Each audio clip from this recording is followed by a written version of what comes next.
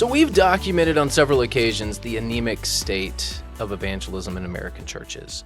Yes, well, we have. we're going to talk more about this today. So I think so. We're going to keep beating this drum until people we're going to keep beating the drum until people start sharing their faith. How about that? I am going to start singing evangelism in the 21st century, Sam, wherever I go. You know, somebody sent you a message about the book. You showed me that. Was it via social media, I assume? No, I think it was via some type of link with our podcast or with our article, one of the two. I'm not sure, but I don't think it's on social media. Well, anyway, you had signed the book many decades ago. 1989. And your handwriting you could read my writing. I know. I looked at it. I was like, wow, there was a time when my dad could actually write with some legibility. That's what stood out to me. Yes. But yeah, it's your first book for in case we have new listeners. Your first book was Evangelism in the 21st Century, 1989, 89? Was it 1989? Correct. Forward by Billy Graham. And no longer in print for those of you who want it. Well, I grabbed every one I could. It's been out of print for a long time. There were only 5,000 copies printed, and I grabbed every copy I could on eBay. I did find one either on eBay or Amazon. So I found one that was still left, but they wanted like $300. And I said, no Rayner book is worth that, much less. If it's not worth it, if you are listening to this and then you go search and you see that $300 one, please do not buy that. No, it's not worth it. I'll send you a copy of one of mine for half the price. There you go. You've got a shelf full of them, $150 a piece. Yeah, I'm not. Don't buy that, please. That is a royal ripoff. Somebody heard that's the only one left, so they're trying to take advantage of somebody. Yeah, well, you know, if they buy it, they buy it. It's well, hey, part of why evangelism, well, the reason why evangelism is so important is Jesus Christ. And we've got it's kind of a bad segue there, but we do have a book that we want to tell people about, not your book. There is one that we want people to buy, and it's about Jesus. So there is a new book that's out. It's called Dangerous Jesus. Boy, that's a title. It's that'll get your attention. Yep. Award-winning rapper Kevin KB Burgess is reintroducing you to the true Jesus, the one who's infused with power from on high, the one who's a threat to the status quo, the one who's a threat to our division, and the one who's a threat to our rebellion. His truth is so good, it sets people free. So you need to go get this book. Tyndale has published it. We are really glad to be able to share it with you. It's called Dangerous Jesus, again, by Kevin KB Burgess. Go to Who Is KB? That's just the letter K and B. Whoiskb.com. And you can get it there. Well, that's an easy URL. Good job on the promotion side of things. Whoever put that together. Whoiskb.com. Don't put a question mark there. Just the three words. Who is, or two words. Who is, two letters KB. Yeah, it's fascinating. Yeah, absolutely. It looks like a good book. Yeah, it does. Dangerous Jesus. Okay, let's talk about the 4 reasons why evangelism died in many churches. How to reverse the trend. We have been watching this trend for some time, Sam. I don't want to act like we're victims or we're having a pity party, but it's almost like we've gotten little attention. You know, okay, evangelism is dying. And then the pandemic, and everybody comes through the pandemic, and all of a sudden the fault lines are exposed, the problems are exacerbated, and everybody's looking around saying, we're not reaching people for Jesus. And I know that you did a really good research project, and you noted a denomination, the Southern Baptist Convention, and their de facto measurement of evangelism is baptisms. And it was terrible. It was absolutely terrible. So you've shown it at least in one denomination, but it's cross denominations and non-denominational churches. Well, yeah, credit to you. I got the idea from you because you wrote the original paper that went nowhere. A resurgence not yet realized. that was a great research report that you did, 15 years ago or something, and nobody was paying attention then. So you were the first to be to be talking about this. 2004. So there you go. Wow, almost 20 years ago. 20 years ago. Yep.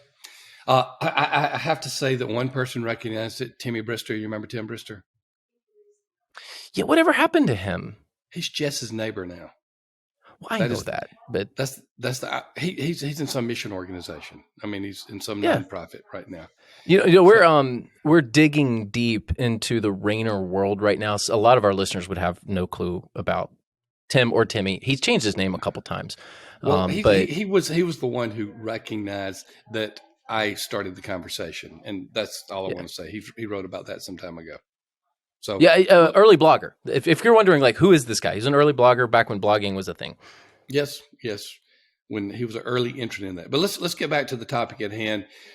Four reasons why evangelism has died in many churches. The first reason is really incrementalism. And when we talk about incrementalism, what that means is, okay, let's say you measure baptisms. You can talk about professions of faith, conversions, baptisms. Those are the three most common that we hear in churches. So whichever one of those you're looking at, and then you look at your annual numbers.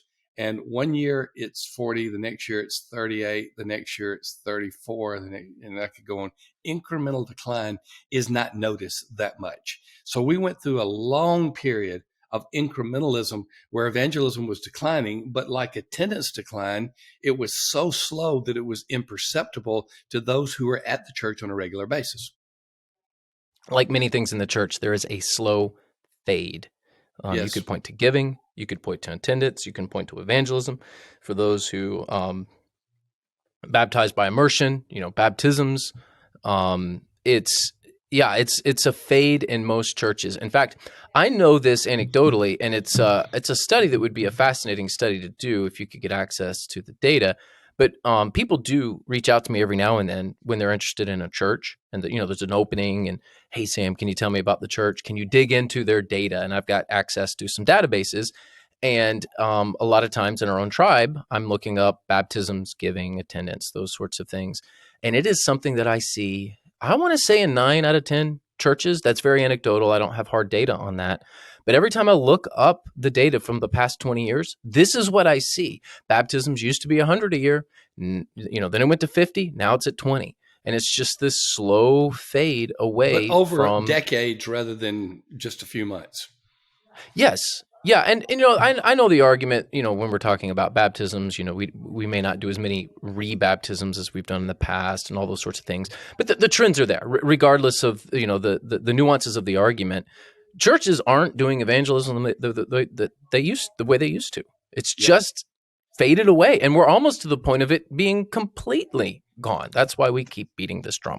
There are some churches when we talk about conversion, baptism, profession of faith, or just evangelism in the local church, we're specifically talking about people who are not Christians becoming followers of Christ and becoming a part of the church. We're not suggesting that becoming a part of the church is necessary for salvation, but in terms of metrics, that's how we measure it. They became a follower of Christ, and then they became connected to a local body. We have a lot of those. We have a lot of that data. We have a lot of that information. And what we are seeing is that it is fading. It has been incremental until the pandemic, and all of a sudden it just seemed to fall off a cliff. Now we said, what can you do about it? Look at your metrics. Don't think numbers are bad per se. Don't say, well, we don't want to worship. We don't want to have the idolatry of numbers. Look at your metrics at least once a year and ask the question, how have we been doing it? You can do it more frequently than that, but do it at least once a year. So, anything else you want to talk about this incrementalism, Sam? No, I'll just say this one last thing. Nobody argues with us about this. Okay. Everybody knows it. Like nobody says, no, churches really are doing a lot of evangelism. Of all the research we do, of all the findings we have, of all the speculation that we may put out there, we do get people that offer counterpoints, and I'm glad for that, because sometimes we're right, sometimes we're wrong. But you know what? Nobody has argued this point with us. Everyone's like, yeah, nobody's. It's well known. It's now time to do something about it. Exactly. Point number 2, evangelism takes significant and intentional efforts. Okay, you theologues out there, I know it is the work of the Holy Spirit. I know we don't save people. I know it is a theological reality. I get Hey, that. hey, And I Dad, know I that need to remind. what I need to remind you, the church is not the building. The Oh, church good is gravy the train. people. How many I times know have that's we your heard pet that? peeve. Church is not the building, it is the people. People come to the building. That's where they gather. Oh, good gravy train. So evangelism takes significant and intentional effort. We know it's not a human-centered endeavor. We know it's useless without the power of the Holy Spirit. But for some reason, God, through Christ, said, "Go and make disciples of all nations."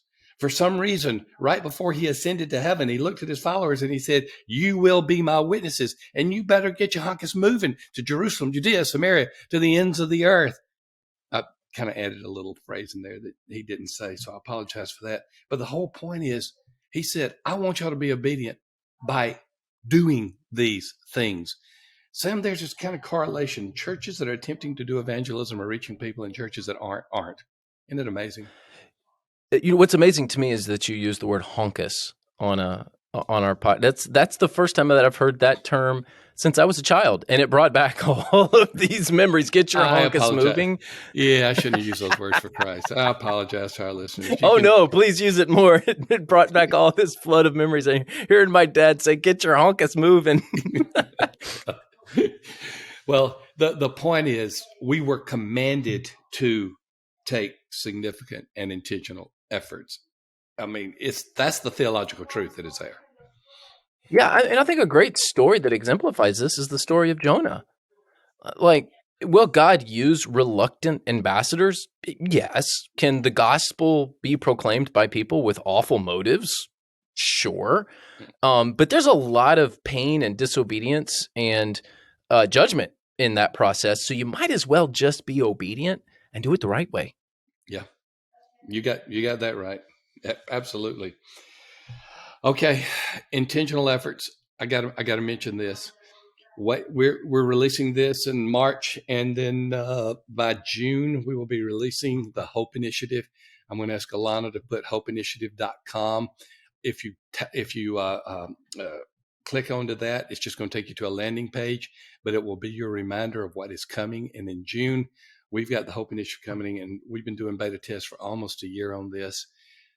I am so excited about the possibilities of the Hope Initiative to help churches reignite their passion and their heart for evangelism and to do it. So, more on that later, I guess. It's the solution. We often bring up problems, but Dad, you are famous for this. Don't tell me a problem unless you have a corresponding solution. I think our whole team has learned that never to bring you a problem unless we have a proposal for a solution. We've got a proposal for a solution for those of you who are listening and watching on YouTube. Hope Initiative is coming, and yeah, it's very, very exciting.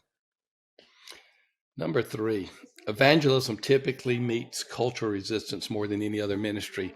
People will be grateful if you give them food, usually, and clothing.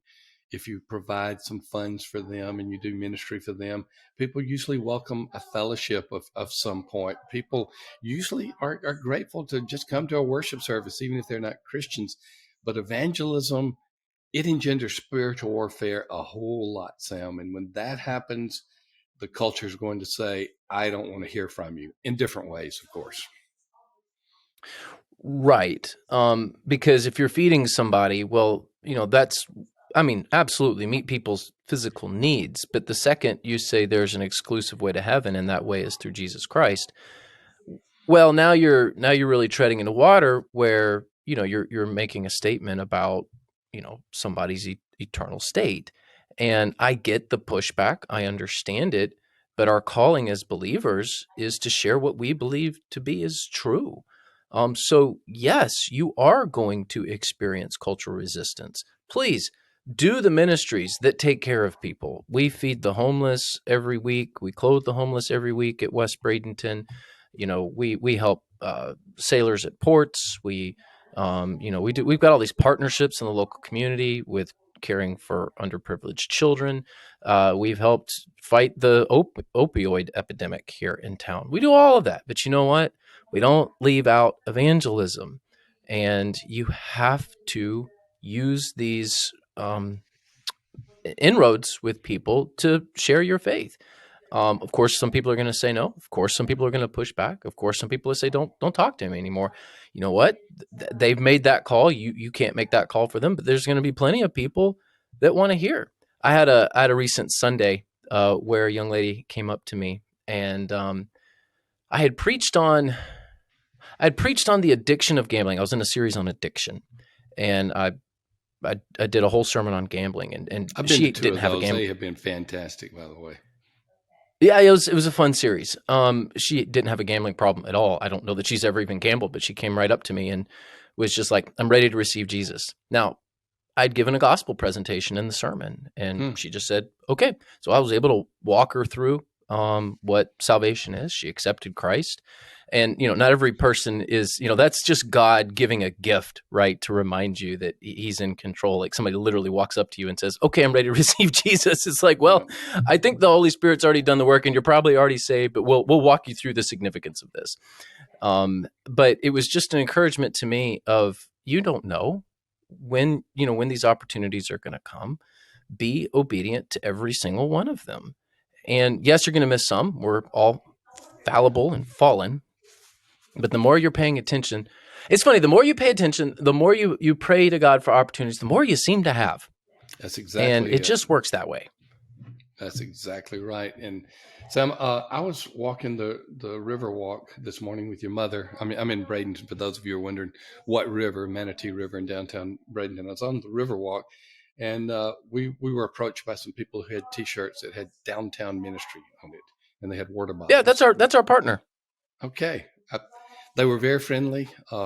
They really wanted me to have a bottle of water. I told them I was good, just had something to drink, but they really wanted me to have it, so I took the bottle of That's water. Christine and Ian Looms. Yeah.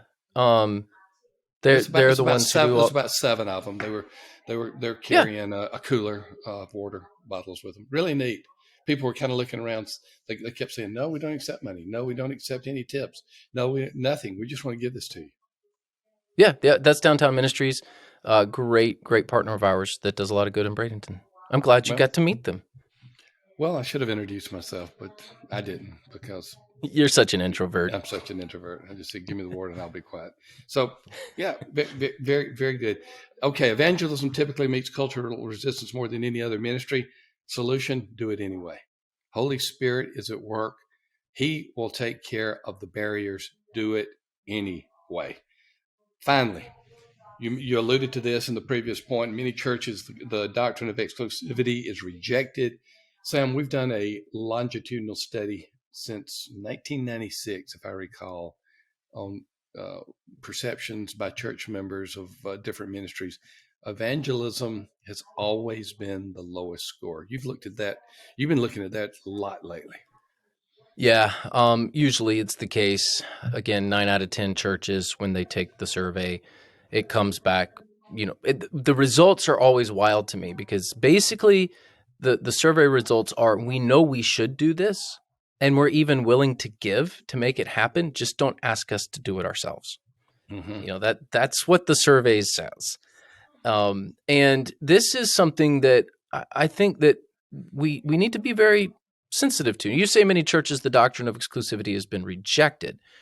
That's probably the case in a swath of churches, but I would say avoided more than rejected. I just Well, think I'm people basing it on the don't want survey, to Sam. go there. I've done a few consultations lately where the doctrine of exclusivity is actually put on as a statement to affirm or deny, and on a Likert scale, and the last church that I'm thinking about was like 58% denied that Christ was the only way of salvation. So there are some churches that are not doing very well in that area. I would agree, and it's scary because this is a fundamental of the faith. Can you even be a believer and reject exclusivity? I don't think you can be.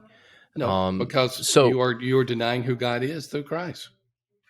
yeah, and I know that that's a pretty bold theological statement, but I'm not afraid to say it. I mean, if we're going to go out on a limb here, it's one that I'm willing to go out on. If this is a hill to die on, yeah, it's one I'm willing to die on.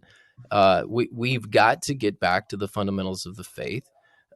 We don't need to fight petty battles over tertiary doctrines. And boy, that whole topic's been absolutely just, it's exhausting.